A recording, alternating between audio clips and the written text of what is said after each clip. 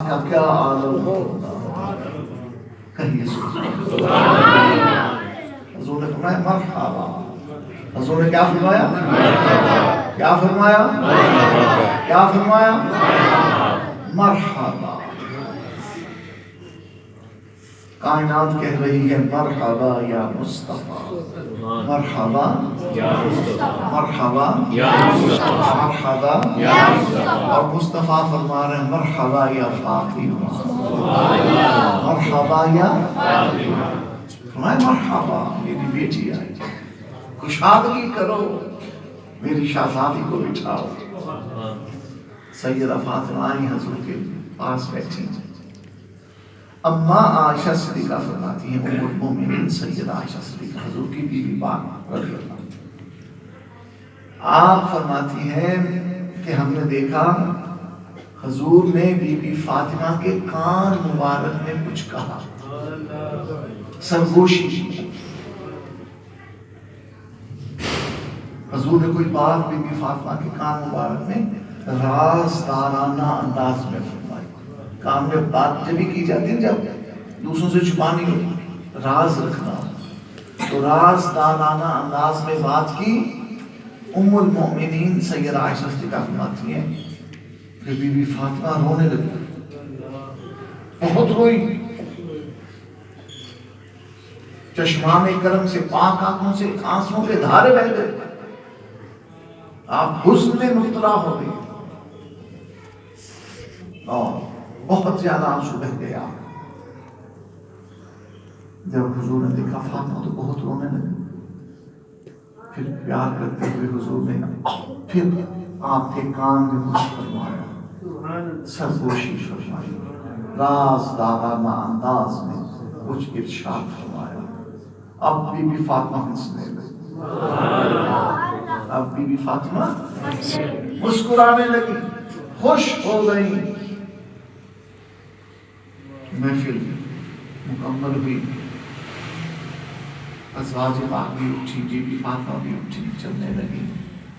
2 قدم چلی تو ام المومنین سیدہ عائشہ صدیقہ نے بی بی فاطمہ کا دستے مبارک تھام دیا، کہا اے شہزادی، اے نور زادی، اے میرے محبوب نبی کے دل کے ٹکڑے، مجھے بتائیے یہ کیا بات ہوئی؟ حضور نے آپ کے کان مبارک میں کیا کہا کہ آپ پہلے رونے لگی، پھر کیا فرمایا کہ آپ ہنسنے لگیں؟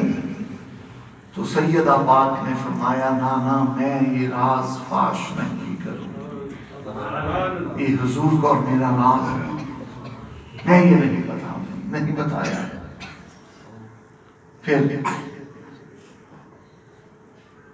2-4 ماہ کے بعد حضور کا وصال پاک ہو گیا، سرکار نے پردہ فرمایا.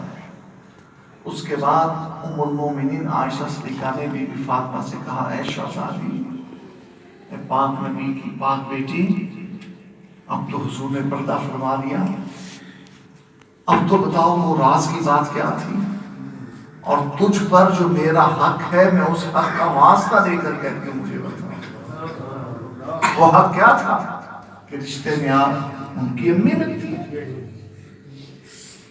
دوہری ماں ہے اماں عائشہ صدیقہ بی بی فاطمہ کی، ایک قرآن کے حکم کے مطابق کہ تمام مومنین کی مائیں ہیں حضور کی بیویاں، دوسرا اہل بیت کے رشتے کے مطابق کہ آپ حضور کی بیوی ہیں اور بی بی فاطمہ حضور کی بیٹی ہیں.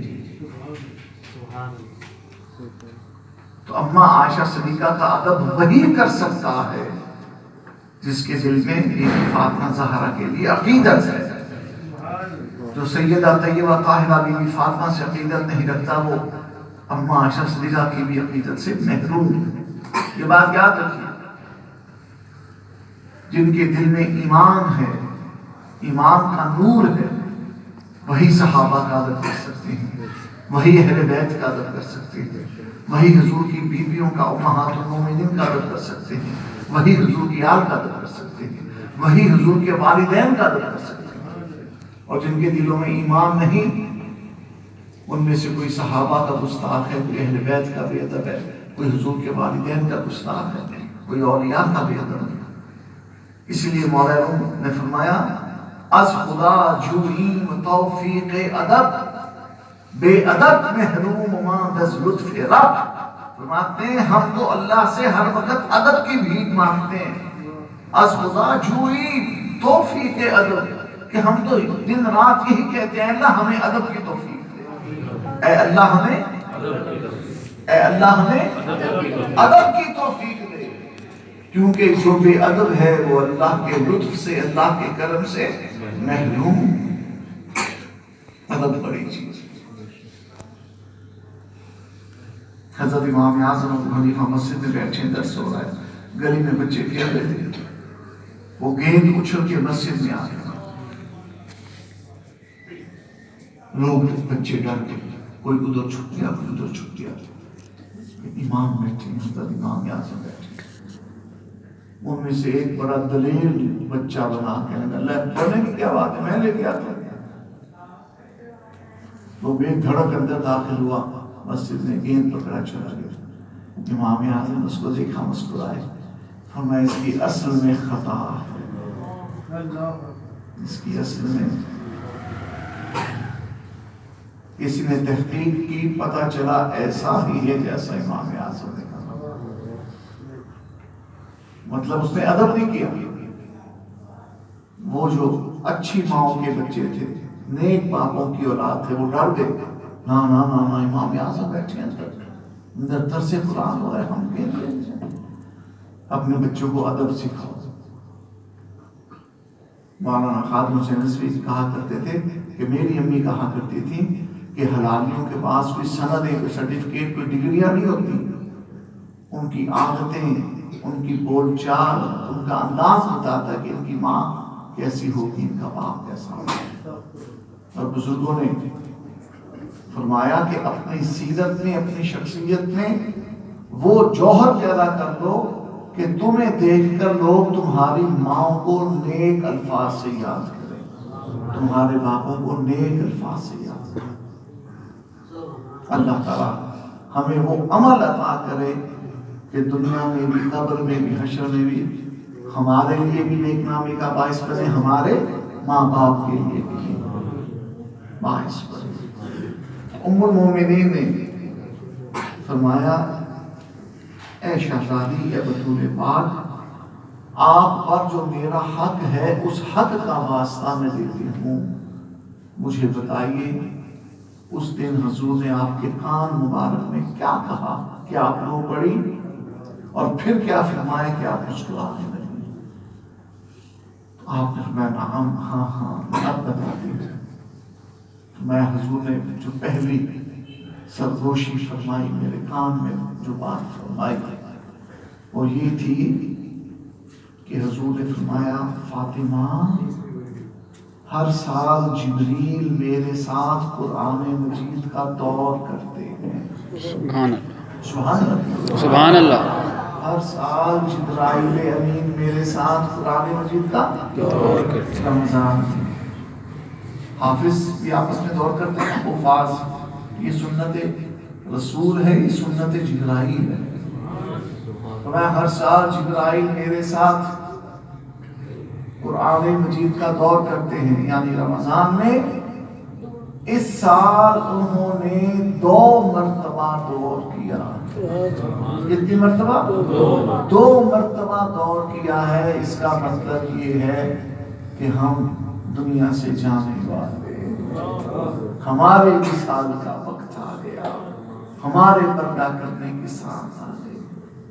یعنی حضور نے اپنی وفات پاک کی خبر دی، اپنے وصال شریف کی خبر دی. اور حضور کی وفات پاک کو، حضور کے وصال کو مت کسی پر قیاس کرو. صحابہ نے حضور سے پوچھا یا رسول اللہ، آج ہم درود پڑھتے ہیں، سلام پڑھتے ہیں، آپ سماعت فرماتے ہیں، حضور وفات کے بعد کیا ہوگا؟ فرمایا اللہ نے زمین پر حرام کر دیا ہے کہ وہ نبیوں کے جسموں کو کھائے. ان اللہ حرم علی الارض ان تاکل اجساد الانبیاء فنبی اللہ حی یرزق فی قبرہ. فرمایا اللہ کا ہر نبی اپنی قبر میں زندہ ہوتا ہے، حتیٰ کہ اللہ اس کو رزق بھی عطا فرماتا ہے. اور ایک اور حدیث میں فرمایا الانبیاء احیاء کہ سب نبی زندہ ہیں، سب نبی زندہ ہیں۔ اور صحیح ترین حدیث عائشہ ہے، حضور نے فرمایا معراج کی رات مررت بقبر موسیٰ، کہ میں جب موسیٰ کی قبر کے اوپر سے گزرا تو میں نے دیکھا وہ قائم یصلی فی قبرہ، وہ تو زندہ سلامت تھے، ہاتھ باندھ کے کھڑے تھے اور صلاۃ پڑھ رہے تھے اپنی قبر۔ اور حضور مسجد اقصیٰ میں گئے، وہاں بھی سب نبی، اپنے مزاروں میں بھی سب نبی، پھر آسمانوں پر گئے، وہاں بھی نبی، یہاں بھی نبی، وہاں بھی نبی، ادھر بھی نبی، ادھر بھی نبی۔ اسی کو تو کہتے ہیں حاضر و ناظر، اور اسی کو کہتے ہیں زندہ ہونا۔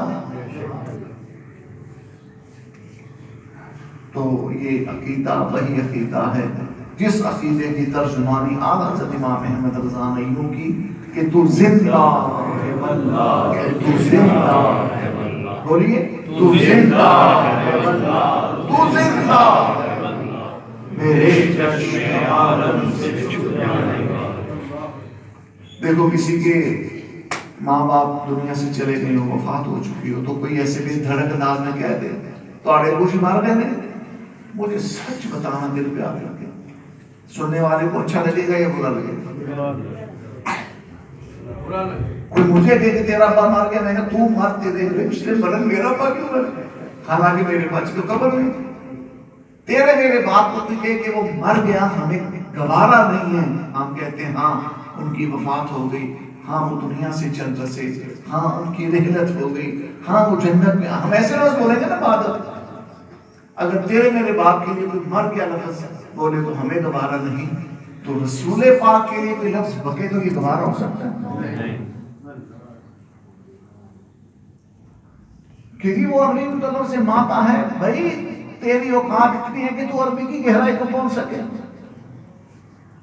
اس لفظ ماتا میں ہی یہ تمام معنی موجود ہیں، وصال کے، وفات کے، رحلت کے، دنیا سے پردہ فرمانے۔ باقی امت کا یہ فیصلہ ہے۔ بہار شریعت میں زیارت مدینہ کے آداب پڑھیے، بہار شریعت میں زیارت مدینہ کے آداب پڑھیے، انشاءاللہ کم سے کم